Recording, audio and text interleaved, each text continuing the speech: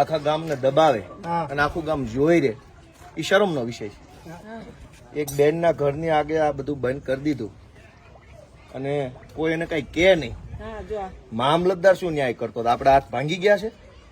મામલતદાર આટલું જીવીએ છે આપણે? આટલી હદે ખોટું થયું. આ કોર્ટમાં ગયો ભાઈ, તોય નિર્ણય નો દીધો અમને. આજે 8 વર્ષ આ નિર્ણય થઈ ગયો. જેને મને ફાંસીએ ચડાવે ફાંસીએ ચડાવી દે. ધારાસભ્ય ફાંસીને ફંદે લટકાડે આ નિર્ણય કર્યો છે. કોના હિંમત છે એમ જોઈએ છે. એક બેન આરે આવું વર્તન થાય, આ કઈ વ્યાજબી વાત છે? ભાઈ ફટાકિયા દિવાળી અહીંયા ફોડાવે કેવું ને, અહીંયા ફટાકિયા ફોડાવે પછી એમ કે હરગાવી નાખો, અંદર નાખો. જો કેતા જાય ધોઈડા જાય. હું તમને બધાને વિનંતી કરું છું કે થોડોક બેન ને સપોર્ટ કરજો. હે જે હોય ગુંડાનું નામ નથી લેવું. તમે બધા ભવિષ્યમાં ગમે જ્ઞાતિના હો, આ બધી જ્ઞાતિના છે, બધા ધર્મના માણસો. ખોટું થતું એને બોલવાની ફરજ તો બધા ધર્મમાં લખી છે કે નથી લખી?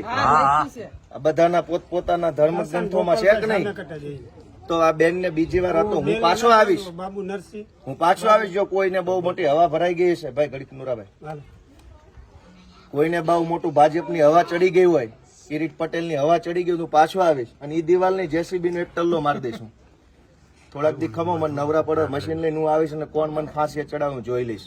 આટલી હદે નાગાઈ કરવાની, આટલી હદે દાદાગીરી. કારણ કે મારા બોલે એમ નથી એટલે કરી ભાજપના માણસ એટલે આપણે આમાં રેકોર્ડિંગ કરીને પછી બધાને બાટે. ના બાટે પણ અમે આપી દો આખી ગુજરાત ને બતાવો કે બેન આરે ભાજપના ગુંડાઓ છે એ કેવું વર્તન કરે. આ મેન ગેટ છે, થોડાક પાછા હટીને બતાવો તો. બધા પાછા હટી જાવ, શું ઘટના બની. આ મેન ગેટ છે બેનના ઘરનો. થોડા ભાઈ પાછા હટી જાવ, બધા નીચે હટી જાવ, બધા બતાવો તો, બેલા બતાવવા દો. સાંભળો હટાવો. આ બેન નું ઘર છે, આ વિશાળ અડમતિયા ગામ છે, ભેસાણ તાલુકાનું. આ મેન ગેટ છે એનો. હવે અહીંયા ભાજપના માણસે બેલા મૂકી દીધા અહીંયા સળંગ. આ બધા અમે હાથે અડસેલ્યા. 8 વર્ષથી આ ગેટ બંધ કરી દીધો. આવી નાગાઈ કરવાની, દાદાગીરી. શું કામ? તો કે હું ભાજપનો માણસ છું એટલે દાદાગીરી કરી. શું કામ? આ ભાઈ સીધા માણસ છે. આ બેલા અહીંયા મૂકી દીધા. અહીં સુધી લાઈન હતી અત્યારે. આમ આ ગેટની બહાર કેમ નીકળવાનું? તો બેને મને આજે હું ગામમાં આવ્યો, ફરિયાદ કરી, કીધું હાલો આપણે જ કાઢી નાખીએ બેલા. મામલતદાર શું કાઢવાનું? બરાબર. મામલતદાર ભાઈ આવતા જોઈને મુદ્દા પર જોઈને પાછા વયા જાય. ભાઈ બધા ભાજપ થી બીવે છે, ભાજપની લાજ કાઢે છે.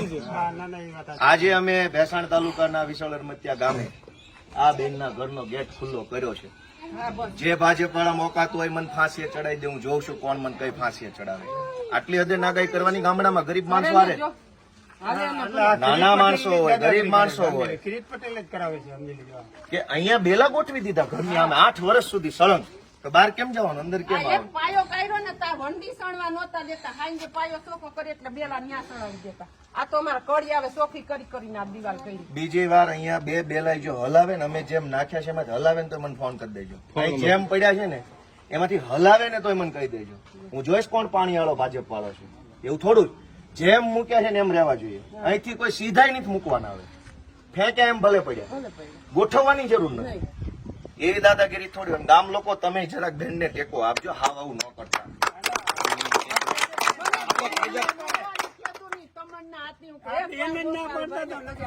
કાંઈ વાંધો નહીં. હવે હું બધાની રજા લઉં છું. ટેકો રાખજો જરા. બરાબર. હાલો.